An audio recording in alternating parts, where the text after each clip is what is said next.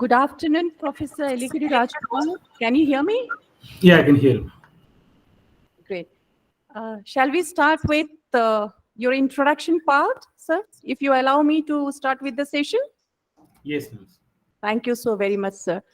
Good morning, my dear students, my dear faculty members in the department, the IT personnel who is helping us with us here, the Japanese teacher, the students who have participated in this conference from outside the university, the faculty members, the research scholars, everybody who is not in this university and have joined the session. I welcome them all from the bottom of my heart to this wonderful session that Professor Eligedi Rajkumar will be taking, and he is from EFLU. Before I start the session, let me give you a brief introduction about this online session. Every academic year, we have distinguished lecture series. And what does that mean? We invite resource person, people who have expertise in different fields. They have their different research areas.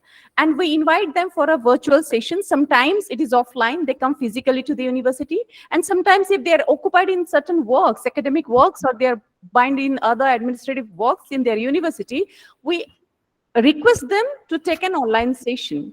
So every month, the Department of English Languages and Literature, Central University of Odisha, we conduct distinguished lecture series where one session every month, we call one resource person and they take a session on specific area topic again.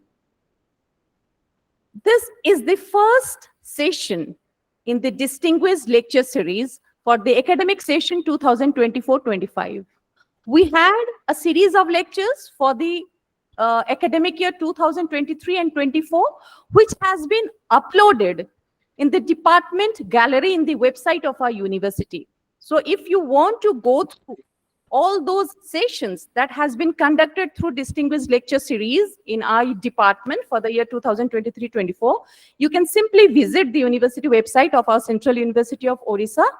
Then you can go to the Department of English, I mean School of Language and Literature, DELL, go to the gallery section, click there. All those lecture series have been recorded and uploaded. On the top, above all, we had one international conference in our university in March 7th and 8th. Even that has been uploaded in the website. So that was for the year 2023-24.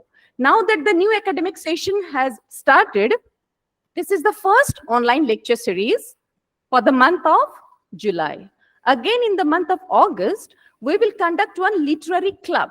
Now, our department has started with a literary club. It is called as book club even.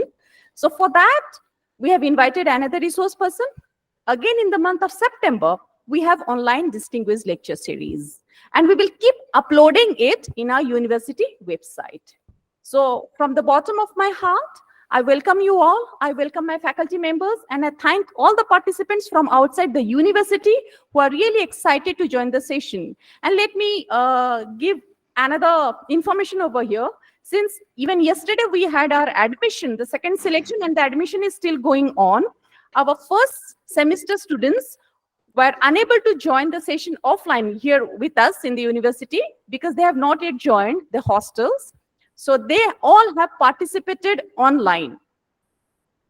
And with this, let me give you a brief introduction to our resource person today, who is a very generous person, Professor Eligedi Rajkumar from EFLU. When I contacted him, I understand he is occupied with so many other administrative, extracurricular, co-curricular activities of his university, but still he could take out some time and he agreed to take the session online. So here he is, Dr. Eligedi Rajkumar is an assistant professor in the Department of English Literature, School of Literary Studies, the English and Foreign Languages University, Hyderabad. He worked as an assistant professor in English at Prince Sattam bin Abdulaziz University, Saudi Arabia for 6 years. He has a PhD in English, and his specific area is translation studies from the English and Foreign Languages University, Hyderabad. He is a recipient of the DAAD Fellowship of Technische Universität Dresden for his doctoral studies. He contributed a chapter to a handbook on translation, feminism, and gender, which was published by the international publisher, well-known renowned publisher Routledge in the year 2020. He coordinated a 3-day international young researchers conference on new research in English studies from 26th to 28th of April 2023. Currently, he is coordinating a conference on integrative humanities, paths and challenges to be held from 28th to 30th of August 2024, which all of us, we are actually looking forward to participate in that conference. With that brief bio, though the biography, the introduction to Dr. Rajkumar is short, but he in himself is a person in the field of academics and other activities also. So from now on, I hand over the session to Dr. Rajkumar. He will carry us through his session. After the session is over, the forum will be open to everyone for question and answer. So my request to all my students present over here and those present online, that kindly keep noting down your questions. Dr. Rajkumar will take over your questions after the session is over. Over to you, Dr. Rajkumar. Thank you so much. Thank you so much, ma'am, for the kind words. And can I share my PPT before?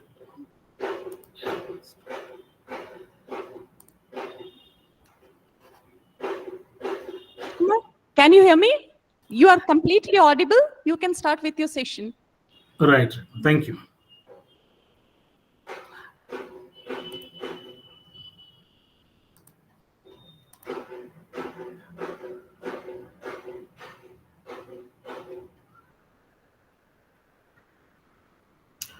So, can you see the PPT, ma'am? Yes, it is visible. Right. So, at the outset, I would like to thank Dr. Eligedi Tripathi for inviting me to, present my work on introduction to research in literary studies. And this presentation is loosely organized. It's not very systematically organized because there are several layers in it. I'll just take you through them. So,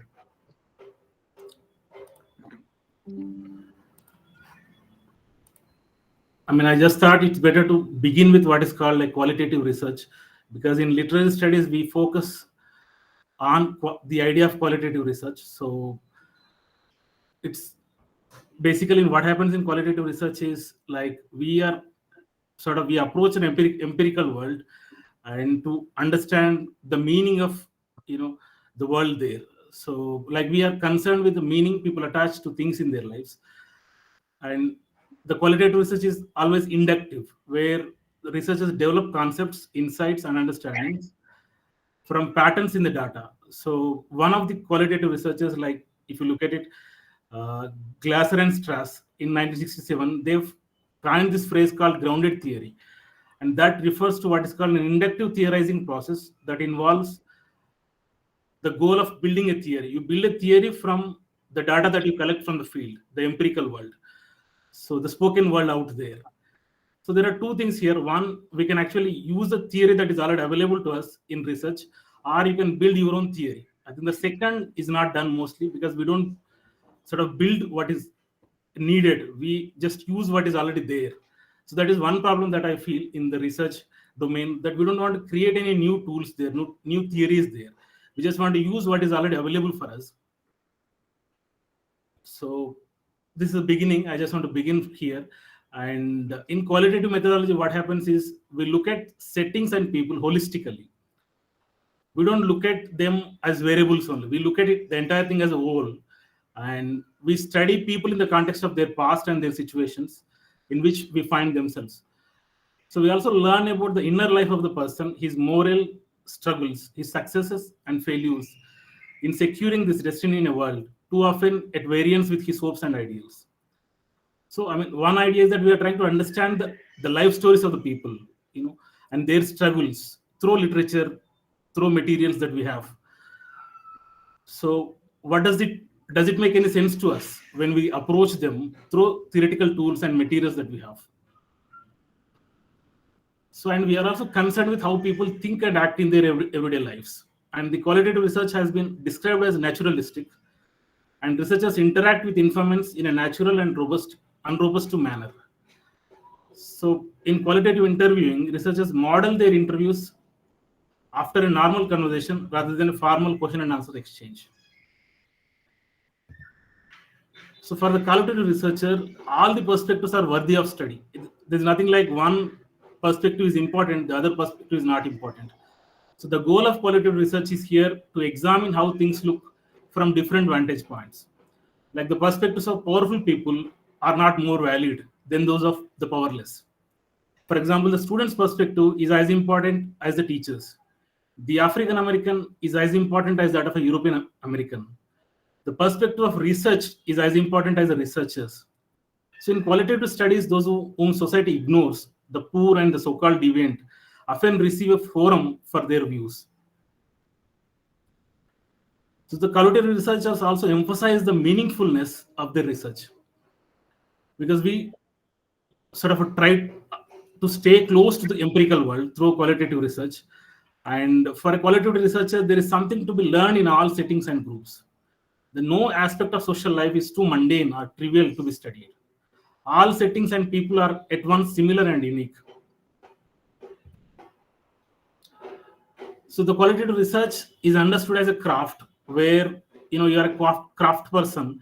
So you go to the field, you study the people there, you study the society there, you study the language there, you study the literature there, and you try to understand it from your own perspective. You build a perspective from your own reading and thinking.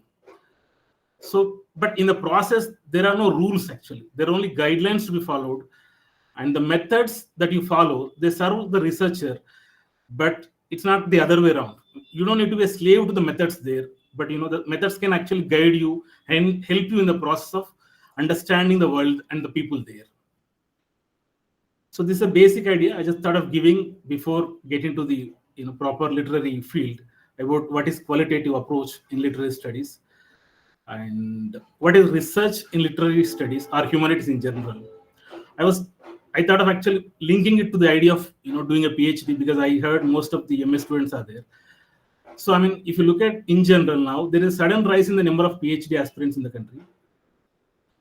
Meaning, I mean, if you look at our own university now, like we receive hundreds of applications. We have now shortlisted around 300 people in our department for 5 positions in the department. So I mean, that is a kind of demand that now people have, to do a PhD in the field of literary studies. But what worries us is that there is no clarity for people who want to come into a PhD program. So there is no clarity about what they want to do, or why do they want to approach that particular area, that particular literature, or that particular author, or that particular text, or that particular critical idea. So there is no clarity about it.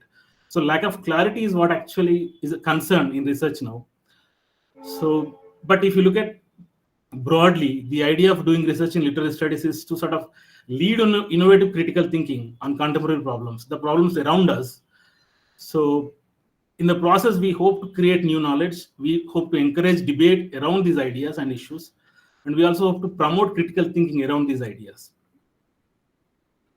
And so 2 things actually for any literary scholar, are important. One, you try to analyze a text, and the second, you try to interpret it actually from a theoretical point of view, or from a critical point of view.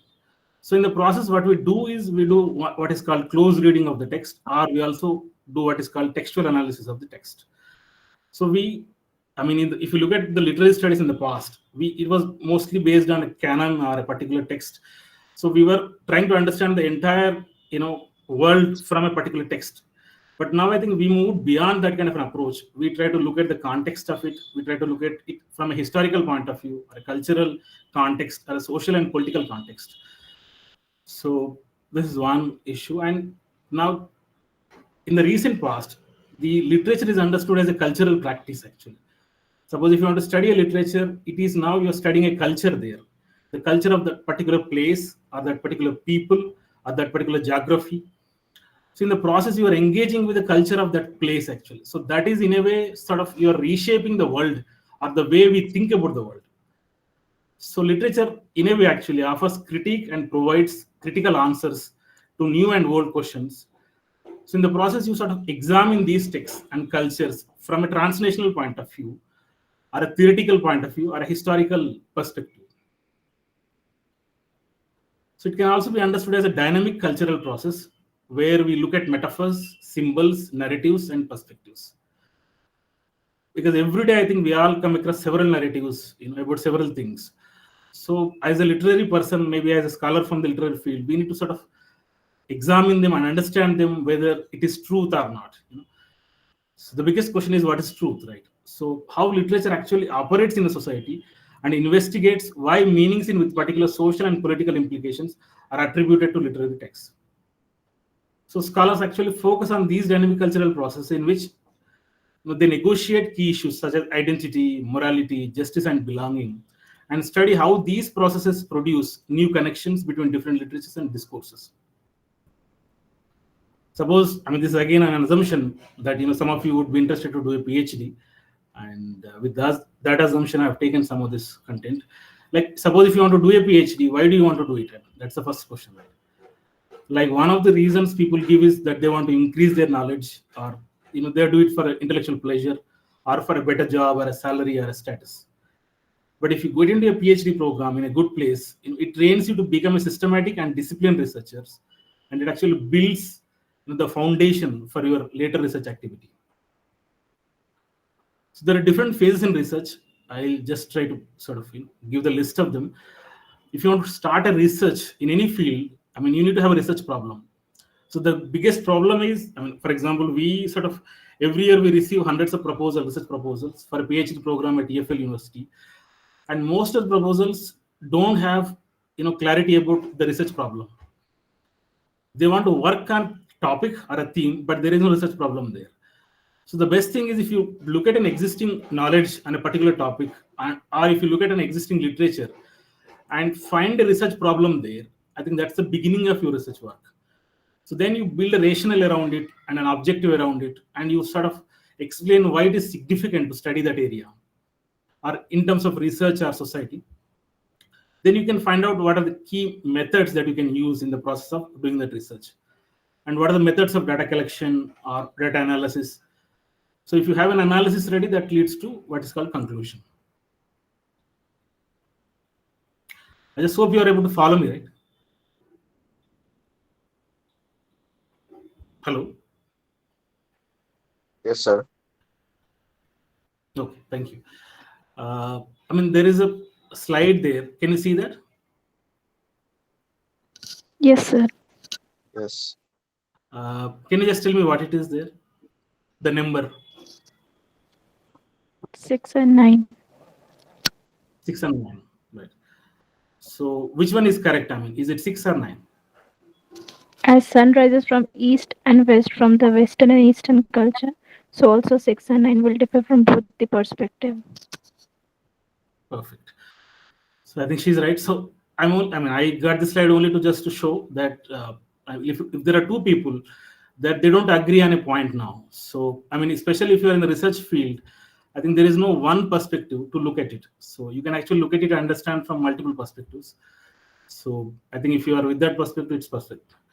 It's just that we need to understand, let us say, there is an argument here that we need to understand it from the point of view of the other. I think that is missing in some of these now in academic discourses, that we are interested in understanding it from our own perspective, that our unwillingness to engage with the other, actually, I think that is problematic. Because I think most of the people I see that they just want to be right, or whatever they know is actually right, or their perspective is only right. I think that is where the problem comes. I think as a researcher, we need to be sort of flexible, and we need to understand the world from the point of view of everybody. Which means I'm only trying to say that every perspective and every experience is equally important, not just our own experiences and our own perspectives. So continuing on the same point, that suppose if you have a text in your hand, how do you interpret the text? So when you read a text, we are not necessarily trying to find the correct interpretation of it, because there is no such thing as single correct interpretation of any text. So there are a large number of possible interpretations, just like we discussed now. So in that kind of a context, I'm again trying to say that, so never claim that a text is an accurate or inaccurate representation. So never claim that it reflects the reality, because there is no simple single representation of reality against which you could measure a story or a film against in order to judge how accurate representation it is. Because every version of reality that we might measure our text against is always inescapably another representation, another text. So there's never one single correct way to describe anything in the world. So there are always many ways in which the same truth can be accurately described. So whenever anyone claims that a particular text is accurate or truthful, what they are really saying is, I agree with what this text is saying about the world. So because it suits us, then we start telling about everybody that we actually think that as a truth. So if you want to understand the world we live in, then we have to understand how people are actually making sense of the world, that world around them. So there are several theories. Again, I think this, as a students of literature, I think you will know perhaps most of these theories. So if you look at these theories, I think they are emerged in a historical or cultural context where to understand the world around us only. So the first one I think I listed here as gender theories. So to understand the question of gender or the women's suppression, I think you look at most of those theories. And there is also question of class. If you want to understand, the Marxist theories are there. And the question of race, if you want to understand, again, there are critical race theories. And if you look at Indian context, the question of caste, there are many theories around caste question. Suppose if you're interested in history, there is new historicism again. Or if you're interested in the question of nation, nationality, empire, then there are post-colonial theories. The theories like Bill Ashcroft and many other. They have done significant work on this area. And psychoanalysis and disability theories again. Happiness is, I think, very less explored. I think it's also less researched. So if you want to understand the question of happiness or even unhappiness, I think there are theories on it. And the ethnography is another area where you go to a field and collect the data and work on it. So I think the scope, if you go to a field and collect the data and work, there is a scope for original research there. Then actually, just looking at a text, that is available to you. So the art theory, I think, is now gaining momentum. If you are interested, I think there's a lot of scope there. So people are actually encouraging the work in the field of art and aesthetics. So these are some of the theories, and I just try to bring this up to inform you that there are theories that are actually developed by people to understand the world for us. Likewise, I said in the very beginning that you can also build your own theory, the way you understand the world. So I'm only trying to say here that if you have theories there, studies there, they are just existing knowledge for you. But do you need to sort of consider them as a truth? But I would say no. You need to examine these studies and theories to find out what is truth. And you need to understand whether you want to sort of employ these theories or concepts in your study. Because you can actually reject them. It's not that you need to accept every theory that is out there. You have a right to reject them based on some, your own understanding or your own examination of those concepts. Or you can actually develop alternative critical tools or theories.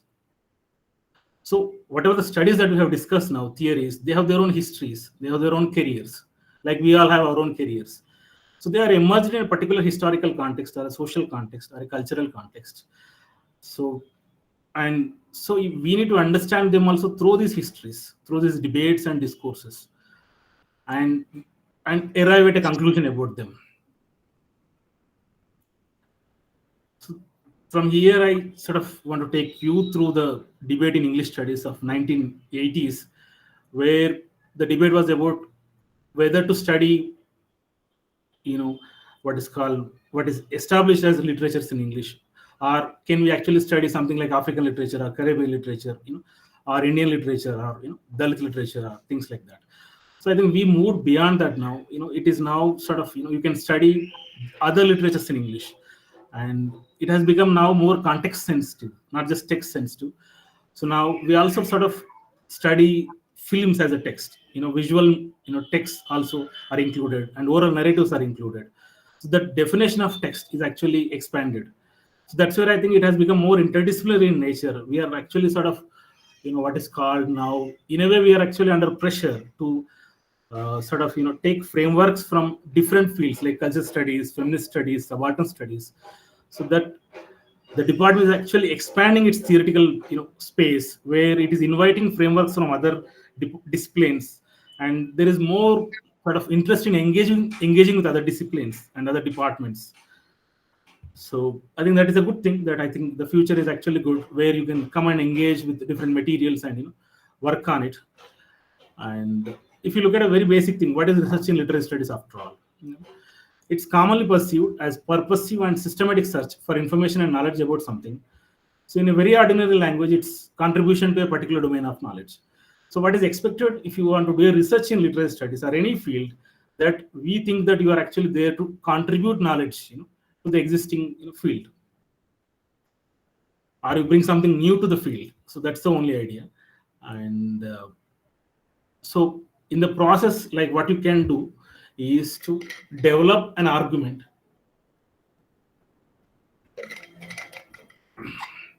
I think the biggest challenge is to develop a thesis, because people write a description around a text or around a theme, but it's very difficult and challenge to develop a thesis there. So thesis meaning a position, that what is your thesis, like what is your actual position on a particular topic, what you stand on a particular topic. And that is very challenging. But if you understand the existing theory or existing knowledge on a particular topic, you can start around there. Like you can start sort of with a general idea of that area and form a hypothesis there. Or you can start with a particular observation in a text, and then generalize it and also theorize it. So it can be either way. So what is a successful research? It is, it depends on your research questions and research objectives. So like if you ask a valuable research question that is not yet explored, I think that is a path for a successful research. But if you ask a question that is already asked, that means we're actually repeating ourselves. So the outcome will be, is a cliche, right? That people will already know what is the outcome of that kind of a research question, right?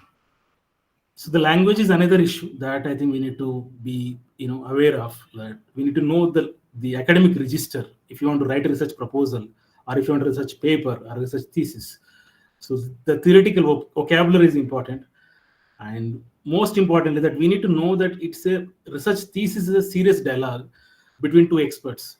It's an expert is speaking to another expert. So that's like a dialogue between all the experts about a particular topic. So what approach is suitable for your purpose depends on the research question that you ask. For example, I'm just saying, suppose if you are looking at a post-colonial text, maybe you can look at a post-colonial theory. Or if you are looking at a feminist text or a woman's writing, maybe you can look at feminist theories. Or if you're looking at a Dalit literature or a tribal literature, any subaltern literature, you can bring in subaltern theories there. So these are different perspectives or viewpoints to understand the text or the world around us. But we need to have a theoretical approach to understand, let us say, explore the research further.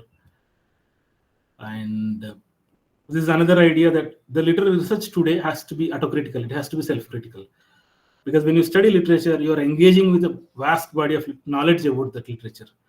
And if you want to be a serious researcher, you have to read, difficult theoretical writings in that area. So only then we can be hopeful to sort of, explore that area further. But we need to understand that we can't imagine literature existing independently of a conceptual frame. Because we may think that, we are not using any theory.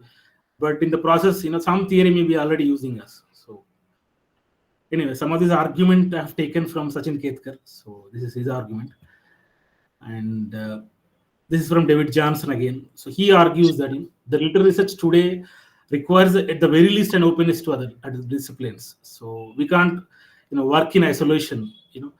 If you are working a particular text or idea, also that the text is part of a particular historical context. It's part of a particular social context. So we need to understand the text in its context only, or what are the ideologies around the text. We need to look at all of that. So only then actually it makes it sense. So there's a lot of interdisciplinary now work going on. So it actually allows unprecedented scope for posing new questions now. It enables the pursuit of individual research interests the way it was inconceivable 30 years ago now. So, again, just I was assuming that if you want to do a research in the field of literary studies, so how do you choose a topic? The biggest challenge is that. So, like many students approach teachers, which topic is appropriate for a research now and all that. So, but it should be based on your own readings, your own thinking, and it should from your own intellectual curiosity. So if you choose from what is close to your thinking, or what is close to your heart, I think there is a scope for you to explore it further. I mean, these are some ideas that you can just consider or ignore. It's up to you. So for example, you can look at a particular author or a particular genre, or you can also look at a literature there. It can be Telugu literature or Indian writing in English, or any other literature that you like. Or you can choose a particular idea, that it can be gender or caste consciousness, or it can be a particular area of research like medical humanities, or translation studies, whichever appeals to you the most. And the research in literary studies and humanities is a search for who you are actually. I think this logic, I think many people miss that the ideas and texts that appeal to you will have links actually with your own life, and things that have happened to you, and the relations that you have with others and yourself, or with the society, or the people around you. So research in literary studies is very often the search for who you are. So if you know your own identity, or if you know who you are, or your own gender identity, the caste, class identity, the regional or linguistic identities, so they actually play a significant role in your research, process, or your own research and intellectual life. And researching literature and culture of the society in which you are born and brought up is far more valuable than going for the American or British, or other literatures. So this is one argument. I mean, you may agree or disagree, it's up to you. So because plenty of good quality research has already been done on these literatures, so there is very little, again, how can you contribute as an outsider there, unless you go for a comparative approach there. For example, if you are interested in looking at the reception of Keats in Odia context, or reception of Namdev Dashal in Odia context or Telugu context, that might add value, how they are received, how they are celebrated, so how those knowledges are actually circulated here from the West. And the research which contributes to your own society and culture is more relevant.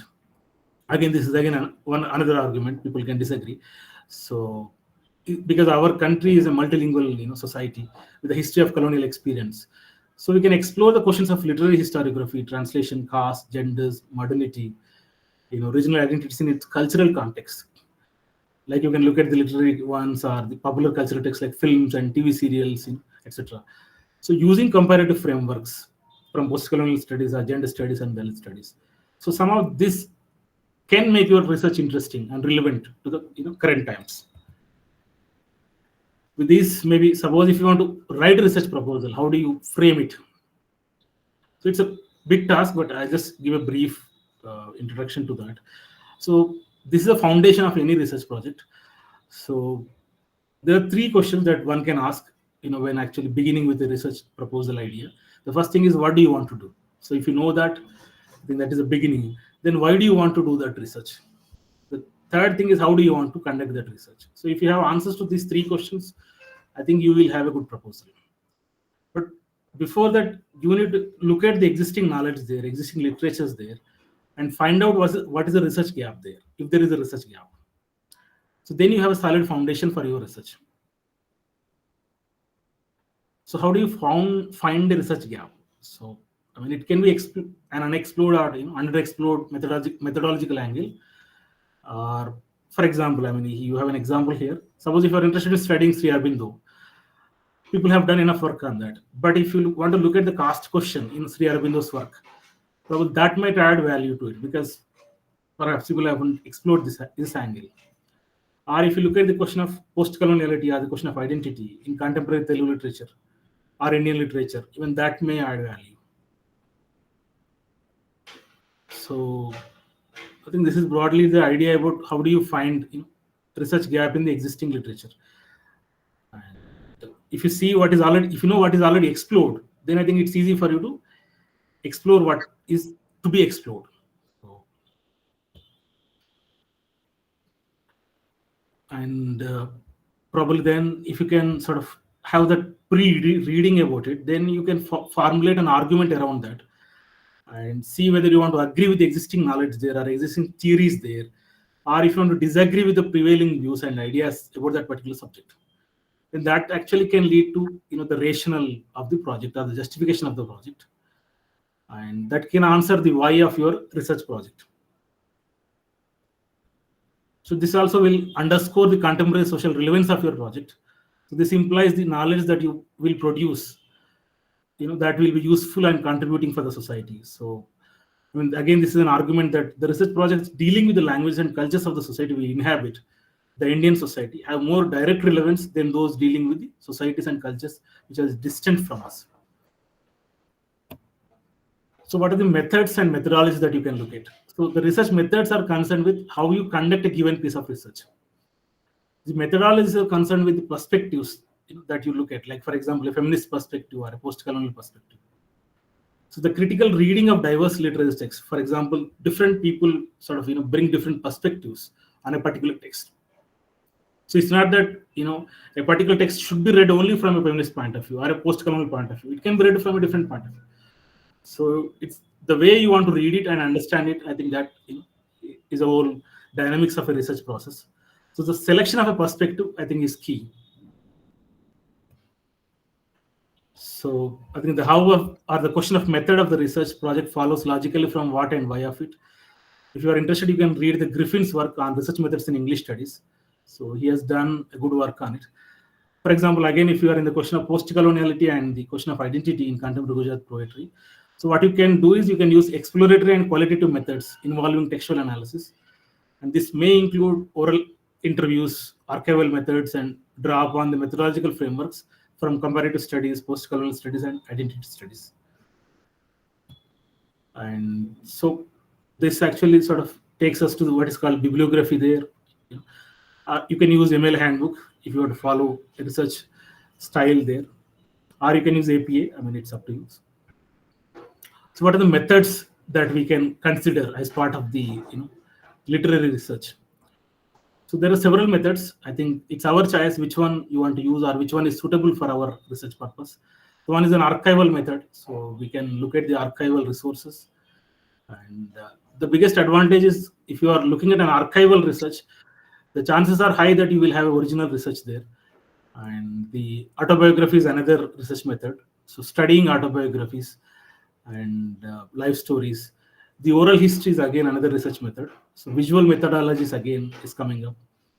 So discourse analysis, critical discourse analysis, where you analyze it from a particular discourse. And ethnography methods again. So like I said, you go to a field, collect the materials from a field, and that's an ethnographic work. And textual analysis is another research method. That is, I think, most popular method in our literary studies. So where I think most of us do a textual analysis work.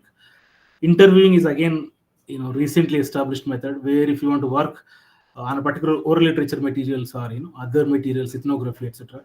So you can do interview people and collect their materials from those interviews and sort of work around them. And translation is another method. Feminist methods are there. Life story interviews, so mixed methods. Suppose if you want to use 2-3 methods, then that becomes mixed method approach. Marginality can itself a method actually, if you want to understand the experience of the marginalized. So I think there is no need to have another method to understand that. And a close reading is also understood as a method of literary analysis. So these are some of the methods. I'm not getting into the details of them here. So this again I've taken with assumption that some of you would lean towards a PhD. I mean, if you are looking at a PhD program, there should be a topic or theory that motivates your curiosity. And there must be an interest in research and adding to the existing knowledge in that. The first question you have to ask yourself is,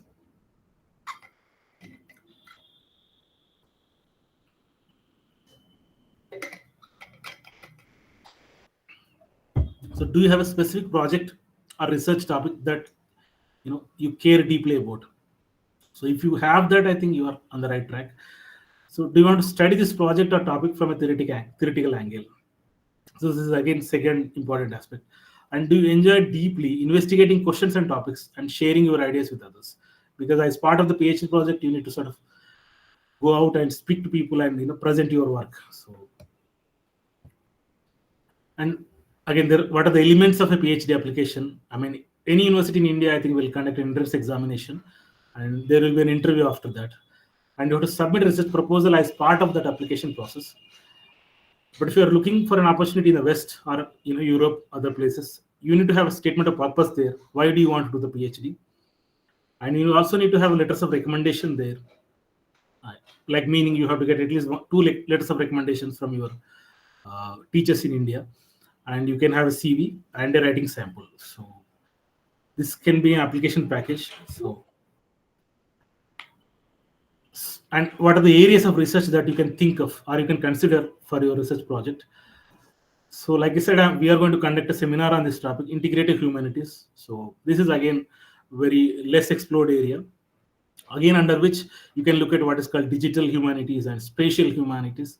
The medical humanities, I think, is now currently very popular now. Many people are working on medical humanities.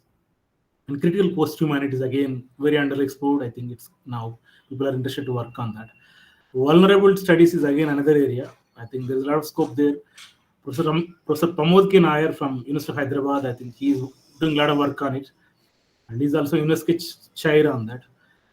And again, people can also take up something on representation, culture, and politics from cultural studies point of view. And again, film studies is again another area, another possibility if you are interested. And again, minority discourses where you want to look at new frontiers in Dalit studies or the diaspora studies. So again, next one could be narrating and theorizing nature-human connections. This is also an interesting area. Again, like if you're interested in the literatures of Anthropocene or blue humanities, I think is coming up. Those who are interested in the water bodies, the animal studies, again, nature-human connections. So this is again one more interesting area. Then if you are interested in the technological sublime, like if you want to look at the intersection of nature, technology, and art, that's another possibility. And oral literatures is another possibility. Again, I feel that's where you can explore the original materials, and you will have something original actually to say also about that particular region or place or the people. That involves ethnographic work. So the graphic medium again is taken now seriously, because there are several courses offered now on graphic literatures and graphic narratives. So if you're interested, I think that's also another possibility. And gender studies and sexuality studies, yes, again, there is another possibility. But where I think there's less work on masculinity studies. If you're interested, I think there is scope. And the queer studies or transgender studies. So translation studies, if you're interested, that's another possibility where you can look at the question of gender again, which is now called feminist translation studies. That's my area of research. So, and literatures of global south, so is again another area of possibility where you can look at the Indian art and aesthetics or Indian knowledge systems or the narrative traditions in the Indian context. Some of these things are a possibility here. Or if you're interested in just a post-colonial literature, yes, that's also a possibility. And the narrative and the self, because I think there are several narratives now you find, but one of the dominant theme that people are exploring is memory studies now. I think there's a lot of work now IIT Madras is doing on it. Professor Abhishek is doing a lot of work there, and that's another possibility. And trauma studies is another area. So life writing, if you are interested, again, Professor P.K. Nair has done a lot of work on this. So autobiography studies, I think if you look at, I think the literary history, I think now people are also taking autobiographies and life stories are seriously. In the past, I think we didn't take those stories seriously. So we have this approach that that novel was more important, fiction was more important, but life stories are not very important. They are not taken very seriously. But I think now it's time that we take life stories and life histories also very seriously, life writing very seriously. So I think that is one area, and the food studies are also coming up now. People are interested in studying food actually. So then childhood studies is also coming up now. If you are interested in that, public humanities is another area. I think there's not much work done in this area, but if you are interested, yes. So indigenous knowledge systems and adaptations, yes. So these are some possibilities. I'm just giving a list here, nothing much. So, as I said again, I have a small list of areas that are actually dominating now the discourse. The medical is dominating, as I said. The illness is actually dominating our modern thinking. I think post-pandemic, if you look at it, I think there's a lot of thinking around the idea of illness. So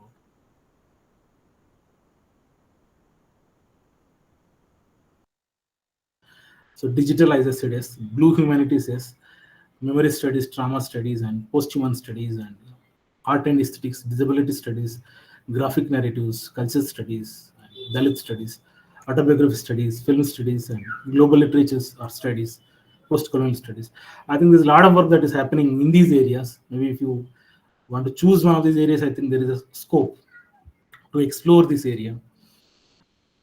And again, this is just a suggestion that to MA students, like if you want to begin your research, I think I just keep saying this to most of my students, that you conduct a survey. You begin with a survey on contemporary research in literary studies.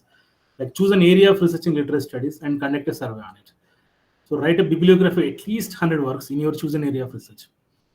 So where you can actually read or consult, start with the title, or let us say an abstract, or introduction, or conclusion of PhD dissertations. So where you will get some basic idea about how a research is conducted in the field of literary studies. You can also look at research essays and books in this field, and start writing a short comment on that each published work, and identify some of those books where you find they are relevant to your idea or your research problem or research question that you have. Also identify some of the research methods that are being discussed in those areas. Again, develop a short summary around them. So with that, I think if you look at sort of at least 100 works in a particular area of research, I think you will be able to find out what is the research gap there, what is the research problem that needs to be explored there. So I think this can be a basis for anyone to sort of initiate the research work. And this is again a template for research proposal. If you're interested, you can look at it. Like you start with the title in research proposal, and you will have let's say research problem or research question or a hypothesis, and you decide what is your broad area of research or what is your area of specialization, and what is the introduction to that area or to the sub area of research, or to that particular question that you want to investigate, because you need to discuss that in the very beginning of your research proposal. And what are the objectives of your research projects? You can have one major objective and see what are the sub objectives of research project. What are the smaller questions, and what is the review of literature? I think this is the key. If you start with this, it might help you actually. So if you can read the existing literature, like I said, at least 100 works in your area, and I think from there you identify a research problem, a research question, and build a case for your research project there. So there, I think you will understand the relevance of your research, and is it relevant in terms of society? It's not mandatory, but if you can bring that also, it will help to justify your research project. So is it going to contribute to the area of research or to the society, or why is it important? This you can also discuss the gap here, research gap, and its significance here. So methodology is again an important area where you can discuss what are the concepts that you are going to use in your research work. You can elaborate on each concept, and also sort of what is the theory that you want to use there, a particular theoretical framework that you have, that you can actually explain there, and what are the methods of data gathering, or what are the methods of data interpretation. How do you want to sort of analyze your data? Like which method that you want to use? Is it textual analysis or ethnographic method, or which one do you want to use it? So what is the tentative time frame that you can have, and the bibliography.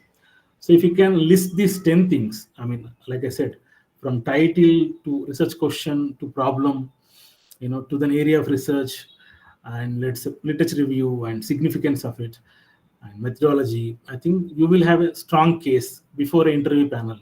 Anywhere, not just in a particular place, but I think you will have a strong case to argue for yourself.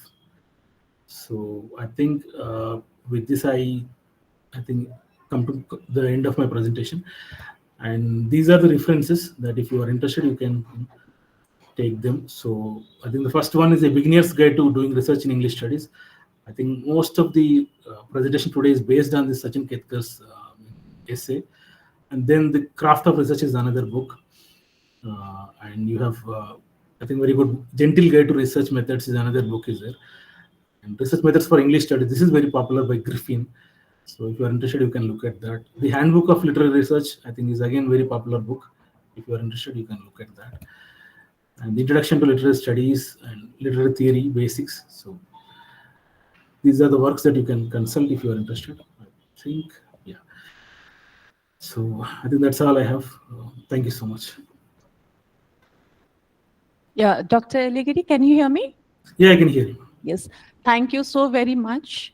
On the behalf of the Department of English Language and Literature, Central University of Odisha, I, Dr. Nijharini Tripathi, the head of the department, I hereby thank you from the bottom of my heart for giving us a very, very informative PPT and a presentation on the research actually. Reason being, the students that are sitting here right now behind me in this hall are the students who are going to write their dissertation paper in the next semester itself.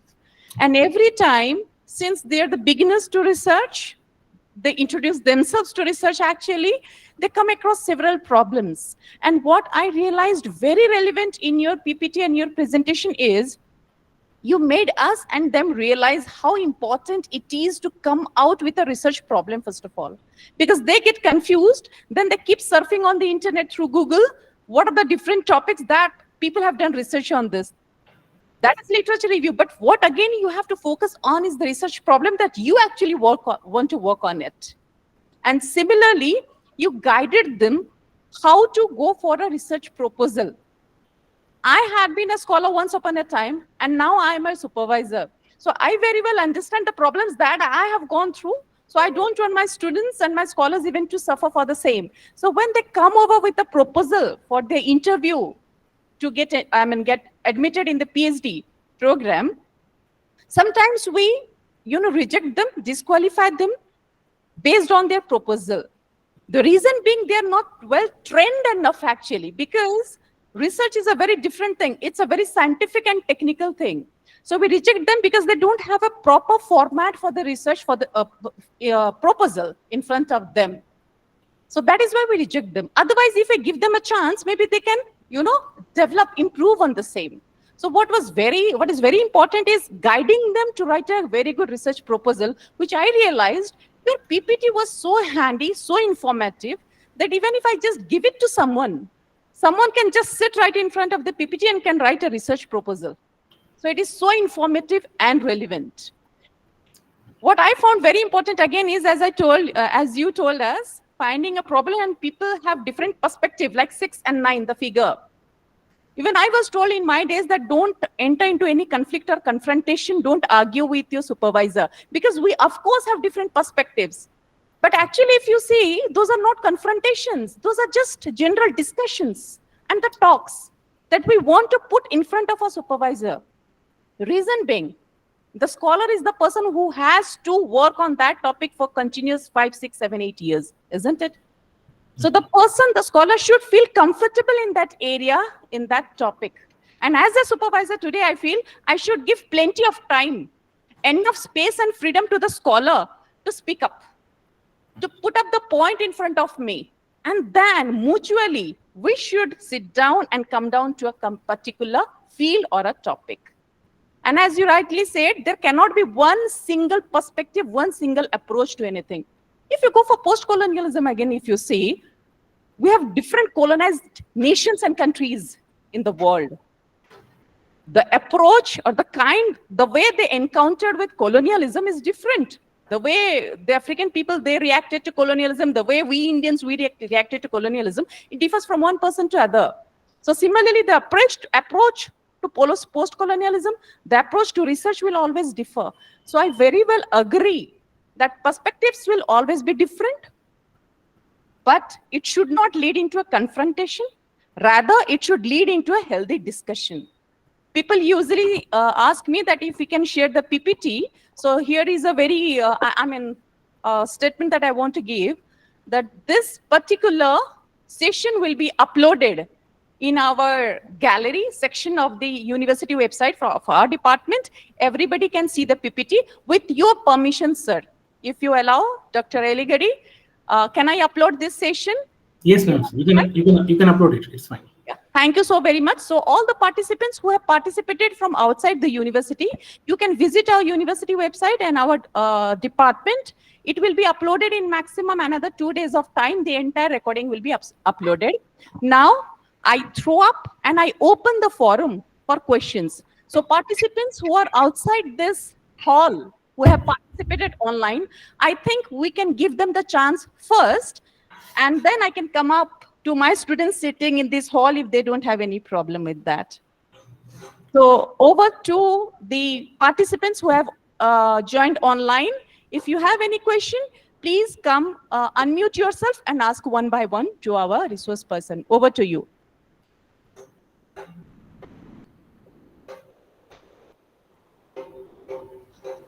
Good evening, sir. Good evening.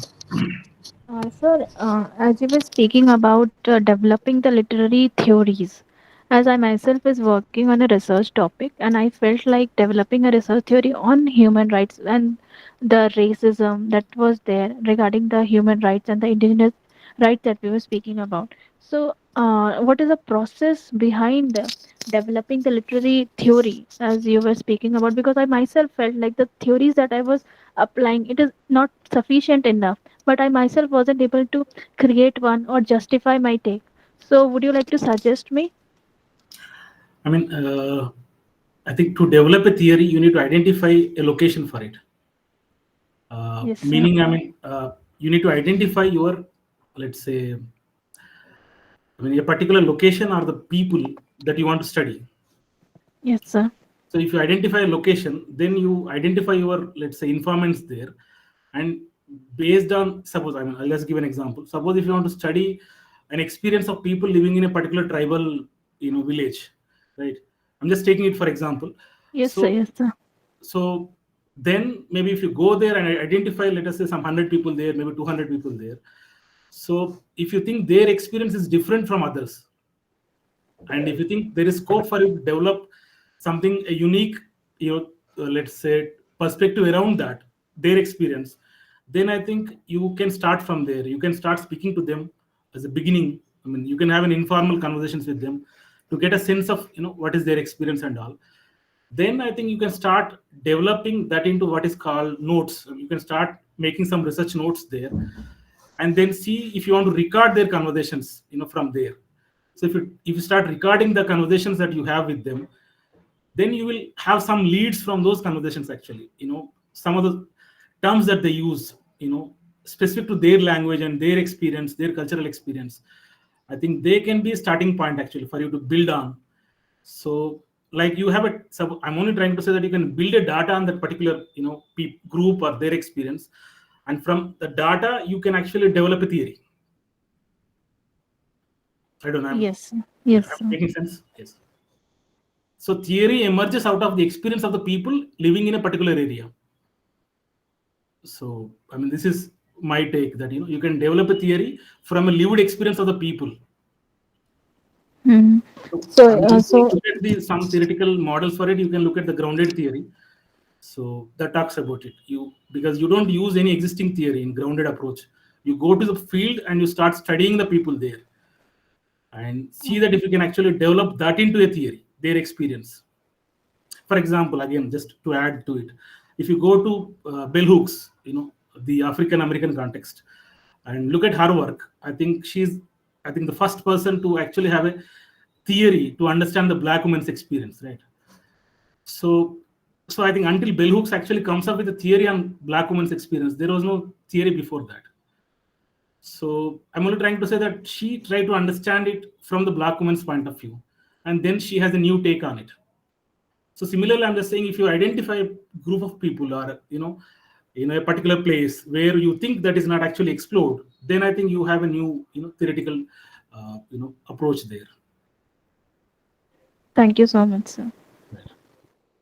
The question is open for the rest of the participants. Any question from any participant, please ask.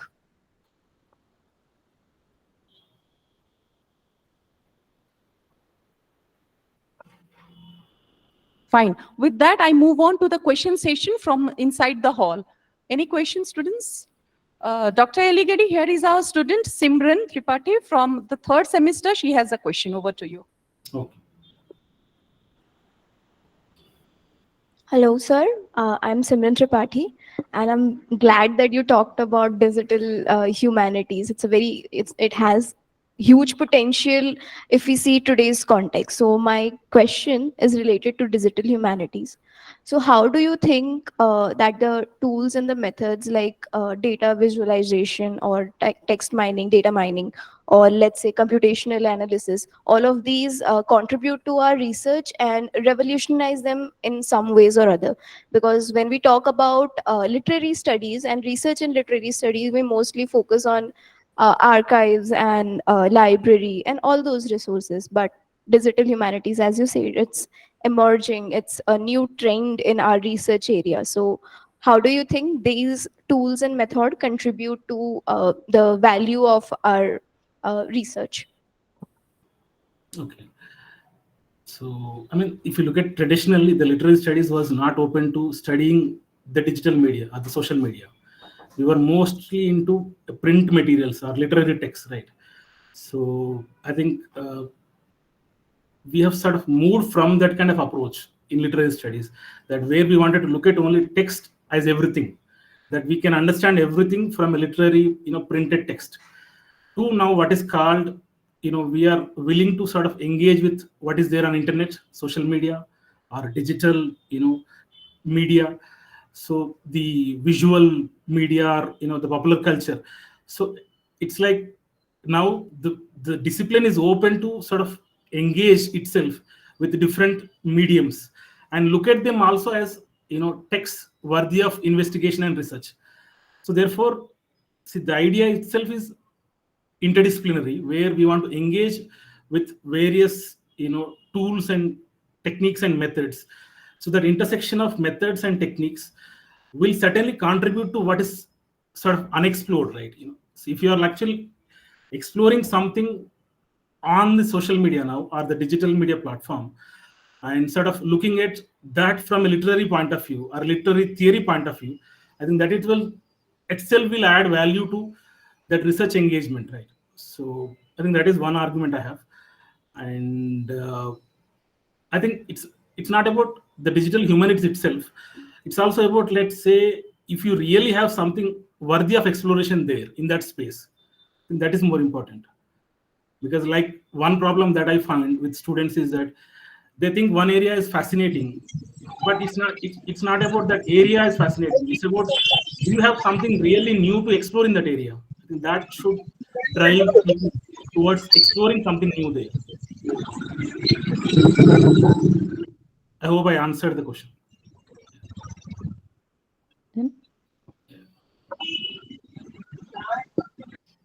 Yes, sir. But like that adds another question to the previous question, that there are things that we can explore, we are willing to explore, those are unexplored or say less explored. But how do you test or assess the credibility of these things? Because these are secondary, and let's say even if primary, because digital media, there are digital narratives, there are graphic novels and visual graphic novels, there's a lot. So how do you assess the credibility of these primary and secondary sources for the research? Can you elaborate on that credibility? What do you mean by credibility there? Credibility, let's say, You mean credibility of the the source you are saying? authenticity of it. Sorry? Because not everything that is available on media is authentic. So how do you analyze, or how do you judge the authenticity of these secondary resources? Because we are new to research, we are not equipped with a lot. We should know what is right for our research and what is not. See, authenticity is a big problem, but Yes, it is. It it is. is a big problem. I mean, at some Actually, level, you feel that there's nothing authentic actually. So, I mean, it's all now, it's a difficult space out there. So, for you to sort of, see, which is authentic, which is fake actually. So, it's a tough job. But I would say, I mean, if you go to, again, this is a cliche, but if you go to, some established, websites there, maybe, I don't know, which are sort of, recognized as authentic sources by the government, or maybe by the institutions, maybe, or by the communities, maybe you need to find again, a framework to sort of establish the authenticity itself, right? And see that as a justification to explore them, right? And in the process, if you find something as fake, something that is unauthentic, maybe you can just remove them from your research.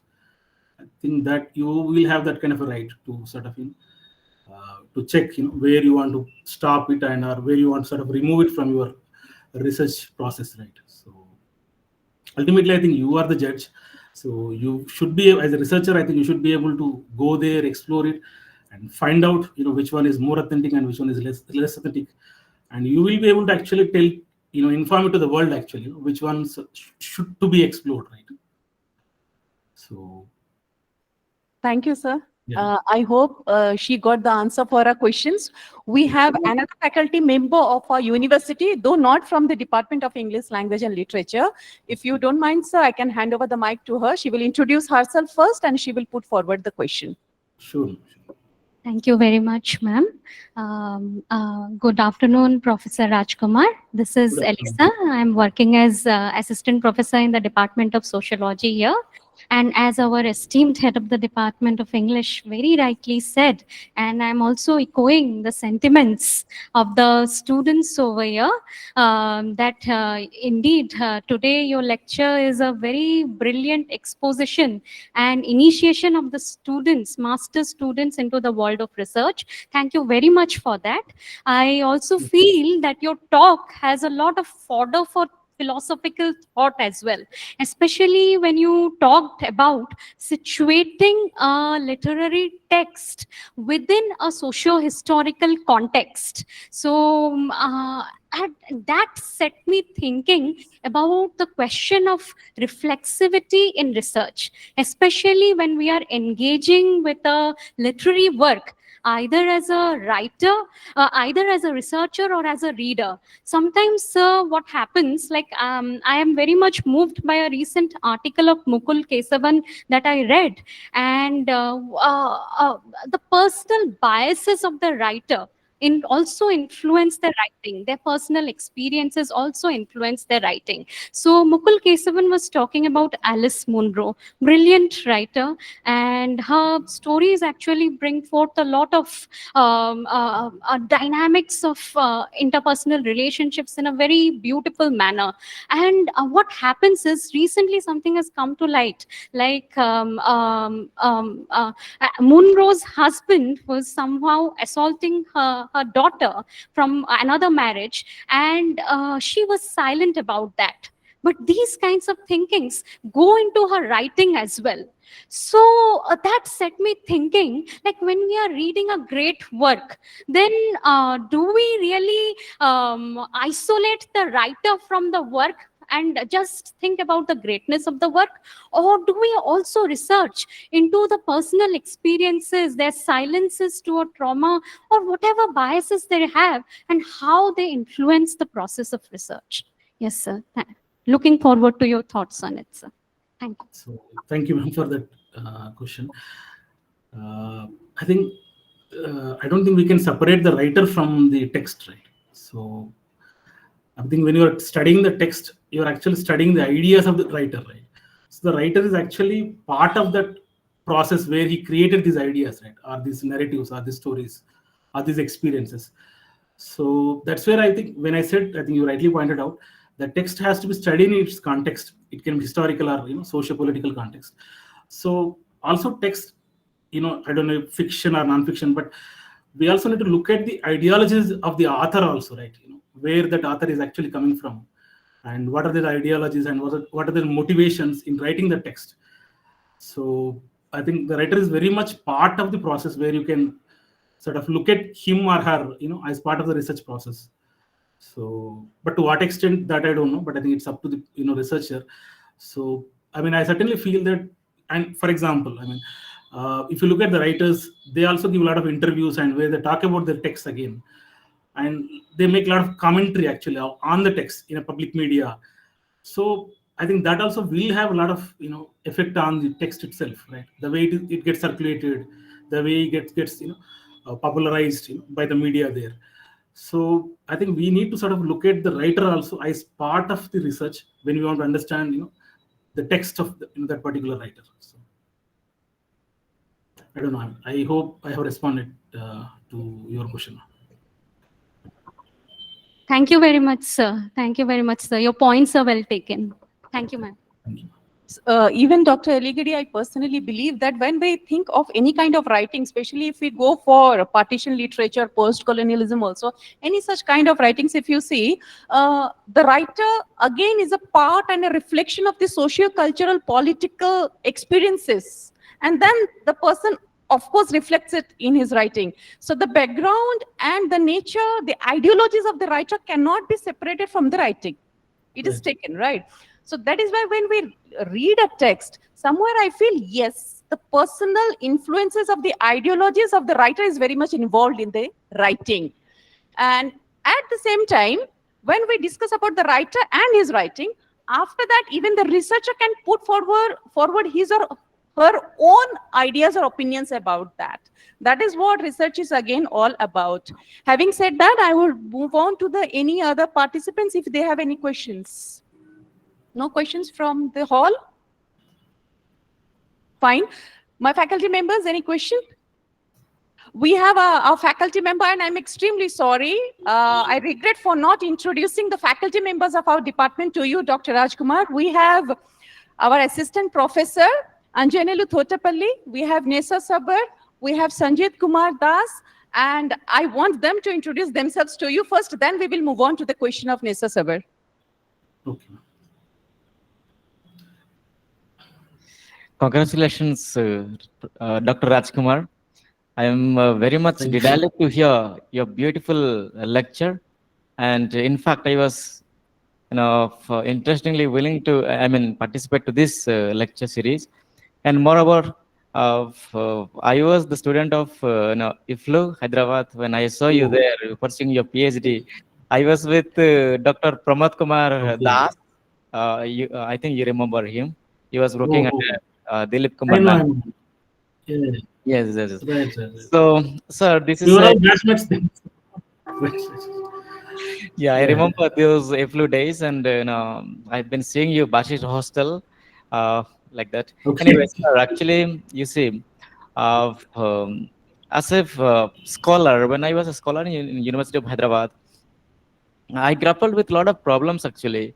I mean, tackling with the problems like you come up with a beautiful topic, and during your proposal, and when you select your supervisor, and randomly you will be given a supervisor, and actually who is not well equipped with, or in a way not aligned with your topic, and you're suddenly has to change your topic, and if you go on work on like this, and moreover sometimes your ideas would not be able to appease your supervisor's idea, and that way we the scholars get bored, and sometimes move out of the department also.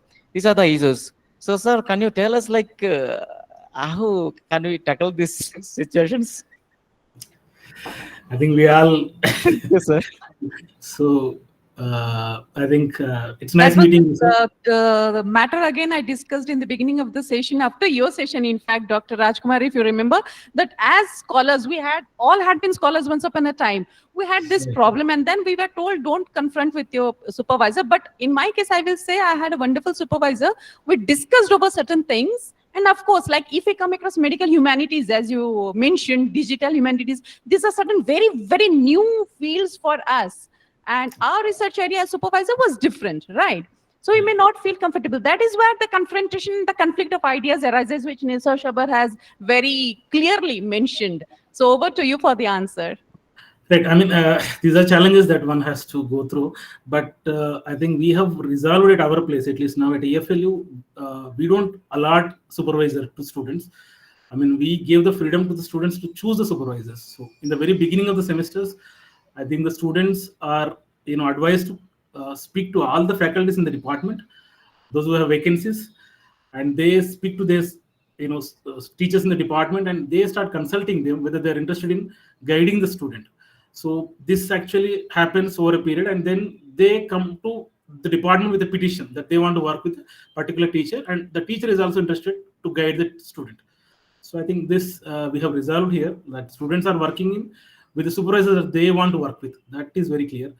But I think partly I agree with him that the challenge also, like I think in several places that challenge is there, that the teachers, let's say, they don't have expertise in that particular area, but the students want to work only in that area, then I think it's very tough. So, and also part of the problem is the departments may not have people with that specialization.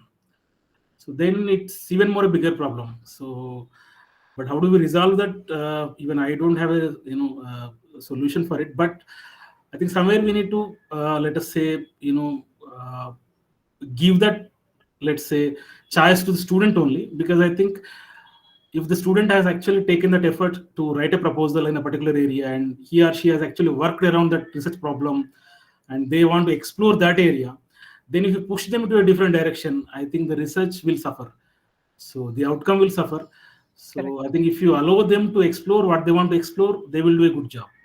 And we all want to see a good knowledge production in the university system everywhere. I mean, and then why not encourage them into work in the area that they like to work? I think that should be the motto. I think we hope, I think, to encourage people, students, young scholars especially, to take up the projects of their choice and explore the area that they like to explore. I think we should just facilitate it, and whichever the way. I agree that there are challenges and complex, systems in place, but how do we sort of navigate through those systems and then help them to ensure that they work in the choice of their area? I think that is the crucial thing. So, but I'm hopeful that I think we can work around. At EFLU, I think we have now facilitated this. I think everybody is allowed to work in their area of research. That much I can tell you.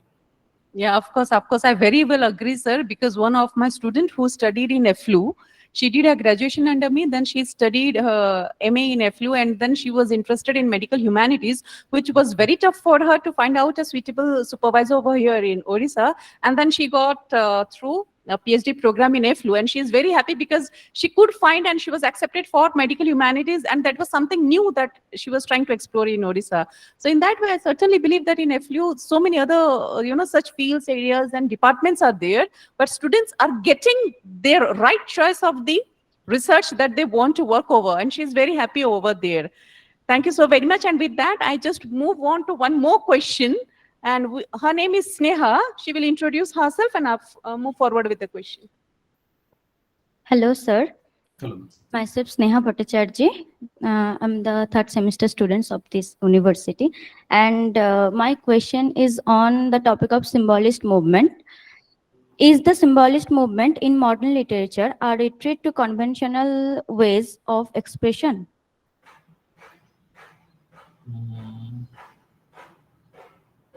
I don't know. Can you elaborate this? I'm not very sure what you're trying Yes, to. sir. Actually, I want to know about the symbolist movement and the significance of symbolist movement in modern literature. And is this retreat to conventional ways of expression? Yes or no? That's my question. I mean, it doesn't necessarily a retreat, right, to conventional way of literature, right? So, I mean, suppose if you work on this, I don't know, I'm not very sure, but if you work on the question of symbolism in the art and aesthetics area, for example, I'll just take an example, like at our university now, one student is working on the area of Dalit art and aesthetics. So, where he's looking at art from a particular community point of view. And I think that work where he's exploring, let us say, the artists, actually, there are 3 artists that he's exploring, and their artwork is completely unique, actually, if you look at it. So, and that has no parallels, or let's say, with other artwork. There is a parallel to what is called the black arts, actually, in the US, the African American art and the Dalit art. There is a parallel between the two. But if you look at that work, I think it's not a retreat, actually, to what you are trying to say, the conventional literature. So it's about how do you sort of frame your research idea and explore it. Even I think in the field of art and aesthetics, one can do a good work if you choose something that is unexplored. I'm not very sure if I answered your question correctly. So. Got your answer? Yeah. Now the questions are over from this particular hall. I would like to move on to the participants who have joined online. If they have any questions. With that, since we are not getting any more questions from the participants online, sir, and I would like to thank you for the kind of patience you had in answering all the questions of this conference. And it was a wonderful session. For two basic things I would like to mention, that it was very, very informative, first of all, and it helped our students from this batch, as I mentioned very well in the beginning of the session, that they will be writing their dissertation very soon. So there are a lot many questions and the props that keep on disturbing them day and night. So it was very informative. And with your permission, sir, I would like to end up the session for today. And thank you so very much. With that, I conclude the session, sir. Over to you. I just want to thank you, ma'am, for inviting me for this session. I think it's wonderful that I think the interaction was lively, and even I think I learned a lot from the session, from the questions. I think from the faculties there, I think it's a really, I would look at it as a meaningful exercise for me. And I hope that, we all can meet sometime. I think maybe you come down to Hyderabad or I will come down to Odisha. But I think we can continue this interaction and that engagement. And I want to thank again to the Vice Chancellor of your university and the Dean of your department and the HOD, I think Dr. Niranjana Tripathi, and all the other faculties who gathered there, and the students who joined us online and offline there. I think you all have a bright future, and I hope you will find yourself in a PhD program somewhere in India and the West. Maybe we will invite you as a speaker one day, and I think. So I am actually looking forward for a collaborative kind of work with your university and your department.